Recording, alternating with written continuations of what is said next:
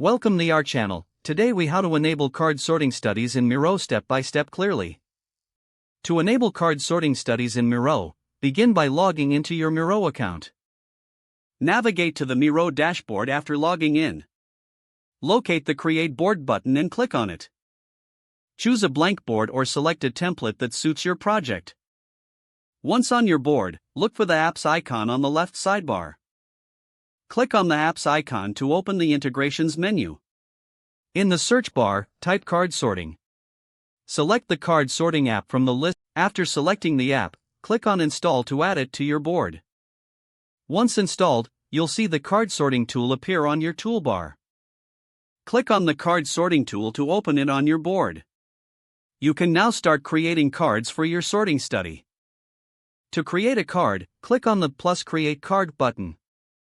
Enter the title and description for each card in the provided fields. Continue adding cards until you have included all necessary items for your study. Once your cards are ready, organize them into categories if needed. Invite collaborators by clicking on the Share button in the top right corner. Send the invitation link to your team members or participants. Once they join, they can engage with the card sorting activity on the board. Monitor the progress in real time as participants sort the cards.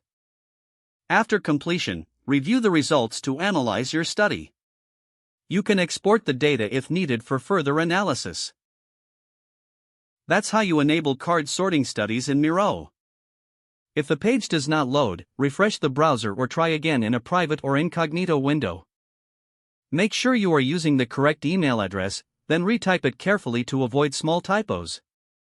If your password is not accepted, use the reset option and create a new strong password you can remember. Check your spam folder for verification or security emails, then complete any requested confirmation steps. Enable two-factor authentication if available to improve account security and reduce unauthorized access risk.